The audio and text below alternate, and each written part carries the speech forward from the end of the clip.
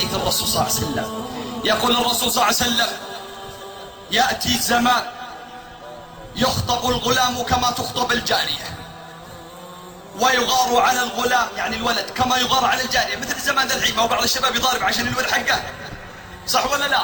ويدافع عن الولد حقه، ويعني يصرف على الولد. يغار على الغلام كما تغار على الجارية، ويزين الغلام كما تزين الجارية، ويخطب الغلام كما تخطب الجارية. ويعني بجمعها حديثين: ويمشط الرجال رؤوسهم كما لبعضهم كما تمشط المرأة شعرها لزوجها. يعني ما هو قصة بس انك تمشي شعرك، لا، لكن بعض الشباب يفرقه ويقصه من هنا وقصه ما يدي عشان اذا نزل يمشي وشعره. ويمشط الرجل رأسه كما يمشط المرأة شعرها لزوجها. ويكتفي الرجال بالرجال يعني حب شاب لشاب، وتكتفي النساء بالنساء يعني بنت مع بنت. ويتشبه الرجال بالنساء، وتتشبه النساء بالرجال. فعليهم من أمتي لعنة الله. ما هو بقى بس ليش أكون ظالم وأدخل في هذا الحديث وهذا الشيء؟ يا أخي افتخر برجولتك. أفخم جنس اشتغل، أفخم فنيلة، لكن قلنا شرطين: واسعة طويلة، والجنس واسع وسادة وألوان رجالية. بس مشط شعرك وربة تربية رجال، تمشيطة رجال. بس بتحلق الدقن يا أخي رب شنبك وخفف شيء بسيط. بس أنت يا فلانة أفخم عباء وأنفذي، لكن جنسك ولباسك هذا في البيت مع زوجك. أما بنت عادت في الثانوي والجامعة باقي قدام أخوانها بالسكيني، ما ينبغي. أسأل الله يبيض وجهه.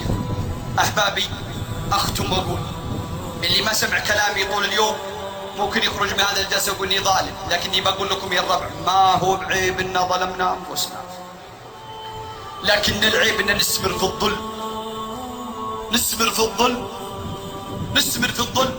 اسمعوا ايش يقول الله جل في علاه: والذين إذا فعلوا فاحشة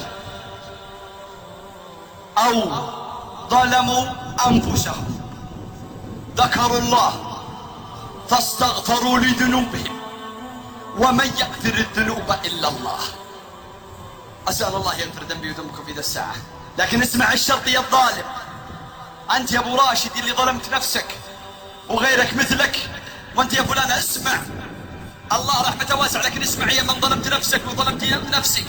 اسمع ايش الشرط قال: ولم يصروا على ما فعلوا وهم يعلمون.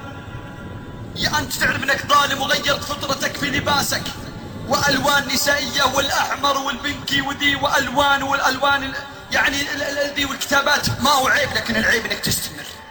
العيب ان كرامتك وذي تنزلها بتطيحني وبالفنايل القصيره وذي. العيب انك تستمر في هذا اللباس ووجهك يعني نظفته من الشعر وتخيلت وتخليت عن رجولتك.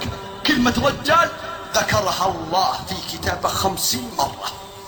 رمز شرف وكرامة لك تتنازل عنها عشان موضة. يا أخي الغرب وهم غرب اللي صنعوها ما لبسوها.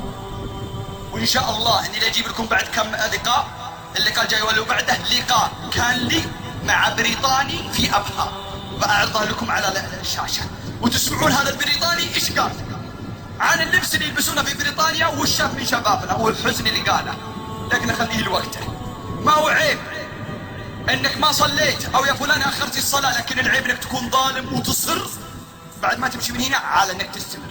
ما هو عيب انك كنت تغازل ولا تغازلين وان في جوالك مقاطع، لكن العيب انك تستمر على المقاطع اللي شوت نفسك ورهلكت نفسك بالغزل والهم والغم حتى يجي قصاصك في عرضك ويضيعك، تضيع حياتك بالعادة السرية وذي.